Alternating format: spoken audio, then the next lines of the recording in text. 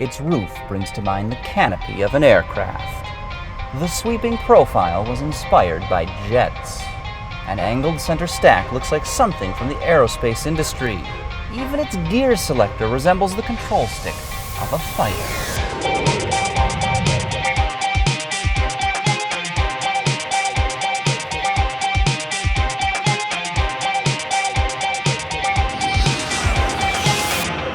Allow me to introduce you to the 2016 Nissan Maxima. And though it may not have wings, this brand new large sedan was supposedly inspired by jets. Now, whether or not it's ready to take flight is open to debate, but the automotive industry's track record with claims like this, well, it's not too promising. When you used to build jets, you don't build just another car. Saab, born from jets. Yeah, Saab. They were the worst kind of Charlie Foxtrot, if you know what I mean. And I can't tell you exactly why it was such a disaster for them, but what I can say is that we have been cleared for takeoff. Ow, motherfucker! Right in the cornea! Highway to the danger zone.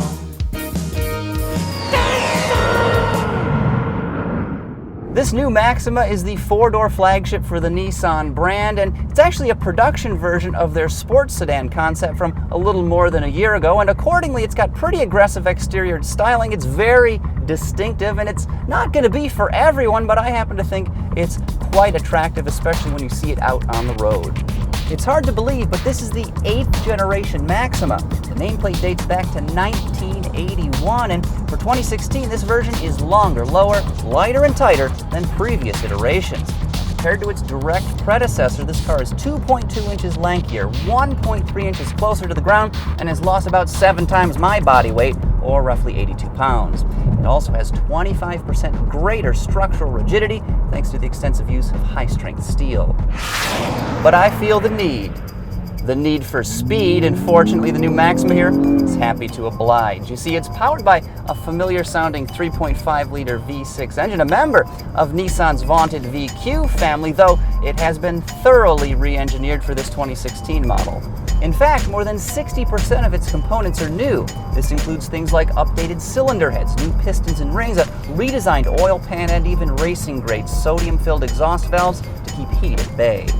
And the result of this overhaul is an even 300 horses. That's 10 more than in the outgoing model. Torque totals 261 pound-feet, but perhaps even more importantly than these numbers, this car is about 15% more efficient than last year's Maxima, and that means it gains 4 miles per gallon on the highway for a total of 30.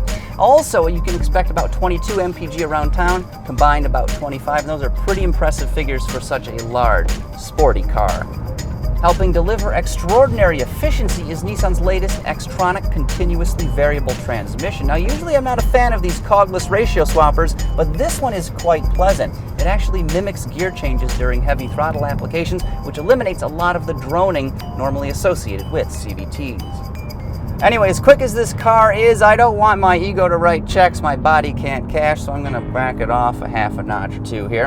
Driving the Maxima is quite impressive. This thing feels very wide, which can make it a challenge to navigate some of the narrow backcountry roads here in Tennessee. Also, it's difficult to see with the tall hood exactly where the corners of the vehicle are, but still handles extremely well. The on-center feel really crisp and precise.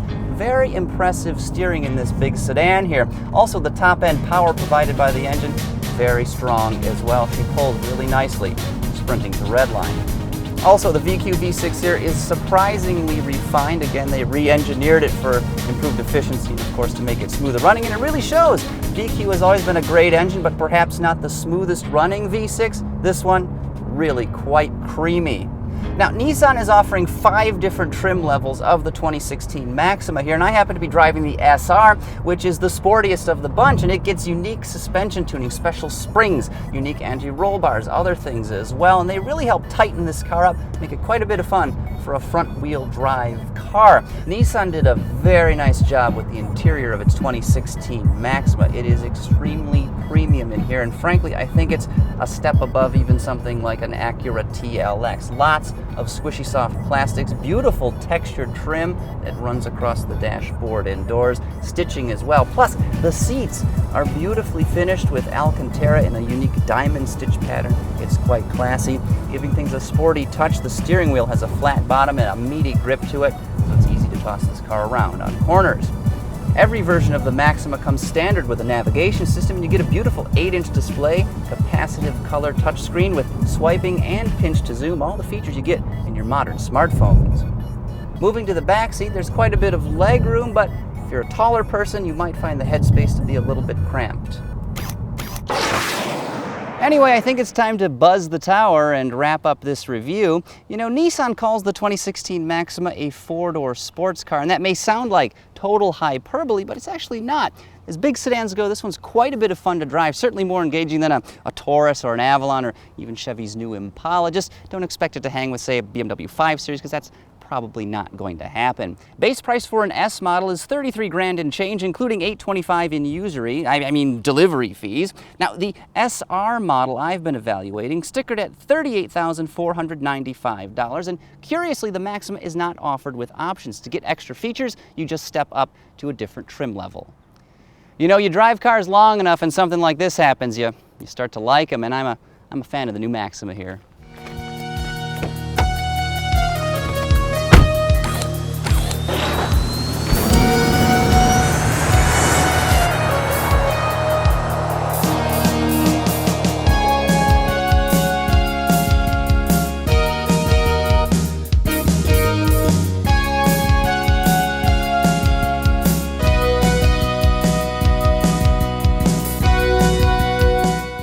I wish I was in the land of cotton, old times that are not forgotten. Look away, look away, look away, Dixieland. You ready?